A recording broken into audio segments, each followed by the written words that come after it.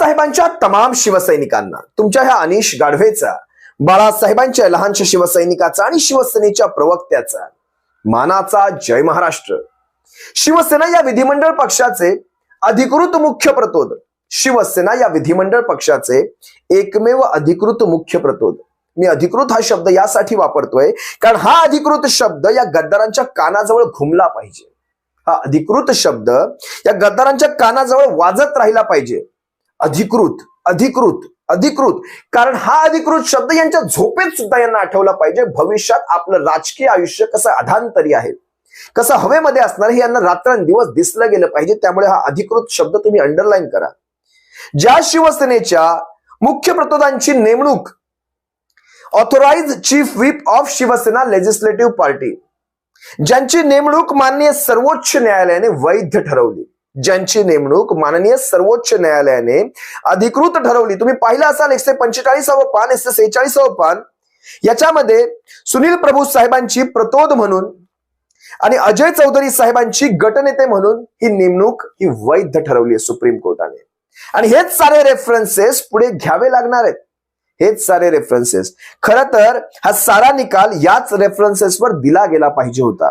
पण ठीक आहे, आपलं कोर्ट, आपली बॅट, आपले बॉल, आपलाच गेम असतो, तशा प्रकारचं. तुम्हाला काय करायचंय ते 31 तारखेपर्यंत तुम्ही करून घ्या.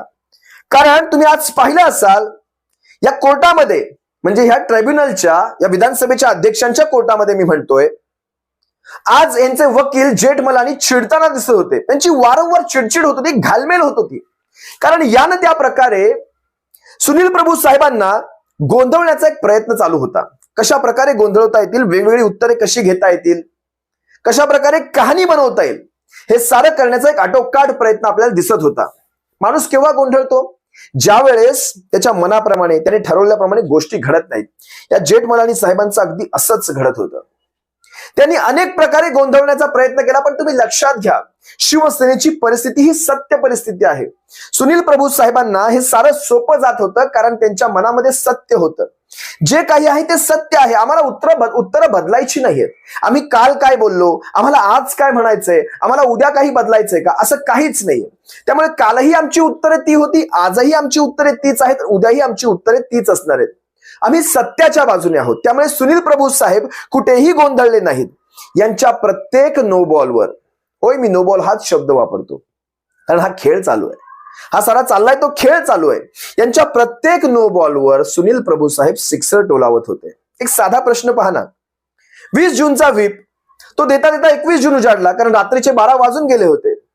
विधान परिषदेच्या त्या आमदारकीच्या निकालानंतर मतदान जेव्हा फुटलं, आमदार जेव्हा गद्दार निघाले, आमदार फुटले गेले, ते सारं कळता कळता रात्रीचे 12 वाजून गेले होते. 20 जून तुम्हा सर्वांना आठवत असेल, हाच तो काळा दिवस, शिवसेनेच्या इतिहासातला हाच तो काळा दिवस. गद्दार सुरत मार्गे कुठे कुठे पळाले होते, तुम्हाला माहिती असावं.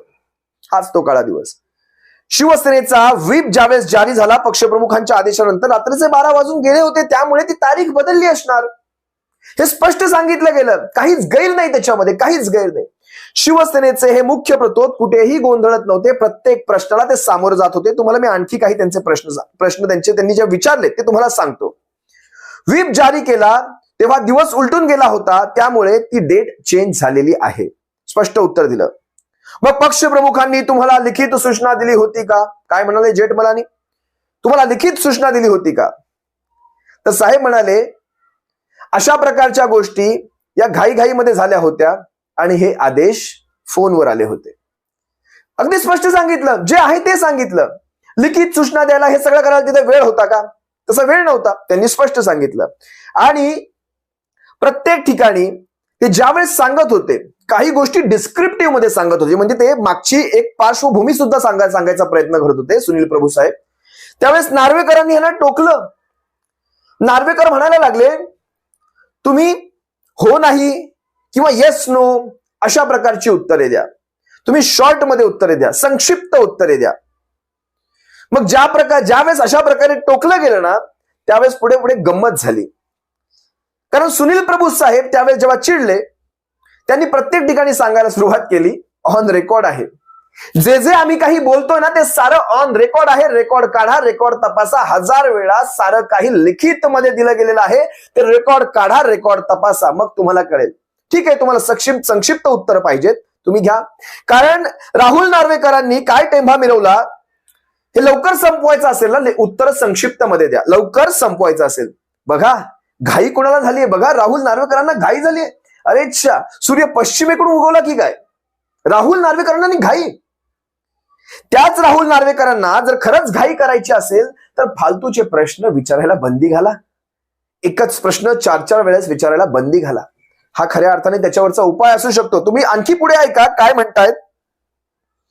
ज्यावेळेस हे म्हणाले रेकॉर्डवर आहे, चेक करून घ्या, त्यावेळेस जेठमलानी म्हणतात तुम्ही आम्हाला गोल गोल फिरवू नका, सरळ स्पष्ट उत्तर देत जा. सुनील प्रभू साहेब म्हणतात मी काही गुन्हेगार नाहीये, माझ्याशी अशा प्रकारचं बोलायला मी काही गुन्हेगार नाहीये. अशा बैठका तातडीने होत असतात, त्यामुळे आदेश फोनवर येतात. पुढचा प्रश्न ह्यांनी विचारला, तुम्हाला सूचना ज्यावेळेस दिल्या गेल्या त्यावेळेस तुम्ही कुठे होतात? ज्यावेळेस तुम्ही म्हणताय पक्षप्रमुखांनी आम्हाला फोन केला वगैरे, त्यावेळेस तुम्ही कुठे होतात? त्यांनी सांगितलं मी विधानसभेत होतो, आमच्या पक्ष कार्यालयात होतो, विधिमंडळ पक्ष कार्यालयात होतो. कारण मतमोजणी तोपर्यंत संपली नव्हती आणि कळत होतं आमदार फुटलेले आहेत.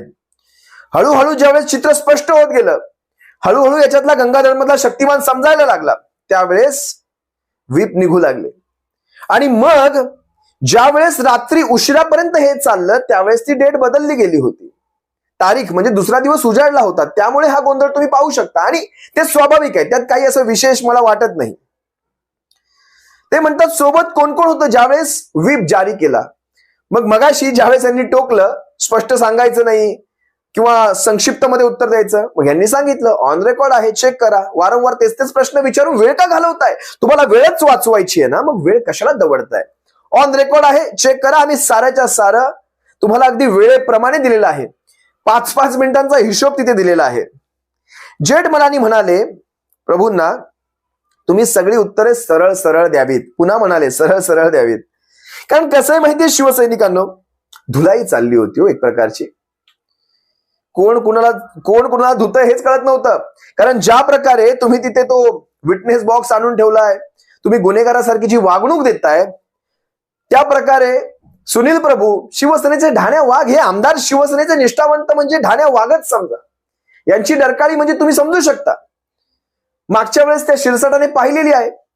शिरसाट त्या दिवशी 2 रात्री झोपला नाही असं ऐकलंय मी. तुम्ही पाहिलं असाल कशा प्रकारे ती नजर दिली होती त्या शिरसाटाला, संजय शिरसाटाला. त्यामुळे शिरसाट सांगू शकतो, त्याच्या रात्री अजूनही स्वप्नामध्ये सुनील प्रभू येतात. आणि मला पण एक गोष्ट वाटतं कळत नाही, मीडिया प्रतोद होते म्हणून म्हणते.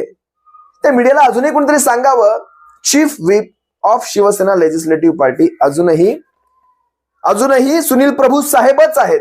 आणि या जेठमलांनी एकदा विचार करावा, सुनील प्रभू सारख्या इतक्या एक्सपिरियन्स्ड अनुभवशाली आमदाराला तुम्ही जर एवढे प्रश्न करणार, तर ते कामत साहेब जे आमचे वकील आहेत, त्या भरत गोगावले ज्यावेळेस तो बसेल तिथे, त्याची काय करून ठेवतील.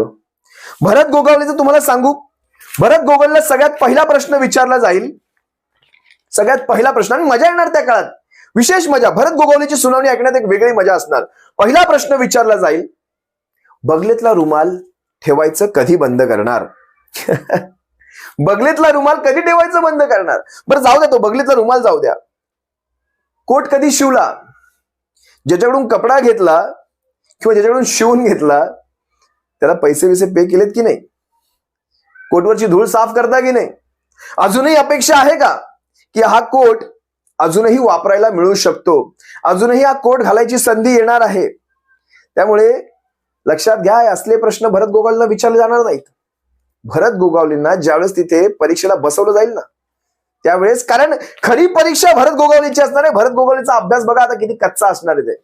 कारण खोटं सांगायला आणि ते खोटं रेटून सांगायला एक धमक लागते, स्वतःला लक्षात असावं लागतं, त्यासाठी अभ्यास लागतो. खोटं सांगण्यासाठी पण अभ्यास लागतो. या भरत गोगावलेचा अभ्यास करून घ्या, नाहीतर ते कोटाचीच उत्तर देईल. नाही 100%पैकी 1% इकडे नाही ना तिकडे नाही अशा प्रकारची उत्तर देईल. आणि म्हणेल कोट शिवताना मी नारळ फोडला होता, त्यामुळे माझा विश्वास आहे मला कोट वापरायची संधी अजून पण मिळणार आहे. या विधानसभेत असले प्रश्न करणार भरत गोगावले, आणि तुमच्या सगळ्यांची लक्तरं भरत गोगावले बाहेर काढेल. तुम्ही लक्षात घ्या, ज्यावेळेस भरत गोगावले तिथे बसेल त्याच वेळेस कळेल कसं आहे ते. नाही तर बापूंना बसवा, शहाजी बापू पाटला बापू पाटलांचे डायलॉग तर जगप्रसिद्ध झालेत. काय झाडी, काय डोंगर, काय हॉटेल, सगळं कसं एकदम ओके मध्ये. माझा शिवसैनिक त्या दिवशी हळहळला होता. आजही काही प्रसंग शिवसैनिकाला आठवले की डोक्यामध्ये तिडीक जाते. ज्या दिवशी शिवसेनेचं नाव आणि चिन्ह गेलं होतं त्या दिवशी नितेश राणेचं ते हस्त थोबाड पाहिलं होतं. ते हस्त थोबाड आजही शिवसैनिकाच्या डोक्यामध्ये आहे. नितेश राणेचं हस्त थोबाड.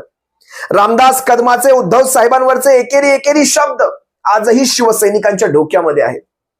ज्यावेळेस शिवसेनेचं नाव आणि चिन्ह गेलं त्यावेळेस भारतीय जनता पक्षाचं ते सेलिब्रेशन आजही शिवसैनिकाच्या डोक्यामध्ये आहे. तो आशिष शेलार हे भारतीय जनता पक्षाचे टघे, विशेषतः नारायण राणे, या सगळ्यांचं सेलिब्रेशन शिवसैनिकाच्या डोक्यामध्ये आहे. आणि विशेष करून एका गोष्टीकडे मला तुमचं लक्ष वेधायचंय. ज्या दिवशी विधान परिषदेच्या त्या आमदारांचा निकाल लागत होता, तुम्हाला सर्वांना आठवत असेल, महाविकास आघाडीची मतं फुटली होती. शिवसेनेचे आमदार गद्दार निघाले होते. त्या दिवशी ज्यावेळेस महाविकास आघाडीचे काँग्रेसचे उमेदवार हंडोरे साहेब, चंद्रकांत हंडोरे, ज्या दिवस पडले होते, तुम्ही सर्वांनी पाहिलं असाल, भारतीय जनता पक्षाने एक सेलिब्रेशन केलं होतं. महाजन, प्रसाद लाड, प्रवीण दरेकर, आशिष शेलार, चंद्रशेखर बावनकुळे, चंद्रकांत पाटील, नारायण राणे, नितेश राणे या भारतीय जनता पक्षाच्या प्रत्येक नेत्याने ही गोष्ट साजरी केली गेली. आजही शिवसैनिकांना तो क्षण आठवतो ज्यावेळेस शिवसेना दुभंगली जात होती. या भारतीय जनता पक्षाचा प्रत्येक नेता येऊन देवेंद्र फडणवीसाला मिठ्या मारत होता. गळाभेटी घेतल्या जात होत्या. प्रत्येक टेलिव्हिजन चॅनलवर दिसत होतं कशा प्रकारे शिवसेनेचे हे गद्दार आमदार गुजरातच्या आश्रयाला पळत होते, सुरत मार्गे गुजरात गाठत होते. महाराष्ट्राचा स्वाभिमान गहाण ठेवून कशा प्रकारे शिवसेनेचे हे गद्दार आमदार गुजरातला पळत होते. उभा महाराष्ट्र पाहत होता आणि त्याच वेळेस हे सारे भारतीय जनता पक्षाचे नेते आनंदोत्सव साजरा करत असताना या देवेंद्र फडणवीसाला मिठ्या मारत होते. शिवसैनिकांनो लक्षात घ्या, मला तुमचा राग समजतो, तुमचा राग मला कळतो. शिवसेना हा एक नरभक्षी वाघ आहे. याला शिकार कशी करायची हे सांगावं लागत नाही. याला शिकार उपजत येत असते. वाघाला शिकार कशी करायची हे सांगावं लागत नाही. ज्यावेळेस सावज टप्प्यामध्ये येणार नाही, भारतीय जनता पक्षाचं सावज ज्यावेळेस टप्प्यामध्ये येणार, कारण आजच्या लढाया इथून लढायच्या आहेत. आपल्याला इथून मनगटी लढाया लढायच्या नाहीयेत, इथून लढाया लढायच्या आहेत. ज्यावेळेस हे सावज टप्प्यामध्ये येणार त्यावेळेस शिवसेना या भारतीय जनता पक्षारूपी सावजाचा नरडीचा घोट मात्र नक्की घेणार. एवढंच तुम्हाला सांगतो. तुम्हा सर्व शिवसैनिकांची रजा घेतो. काळजी घ्या आणि जे काही घडते त्याला पहा, रिॲक्ट व्हा. जय महाराष्ट्र. काळजी घ्या.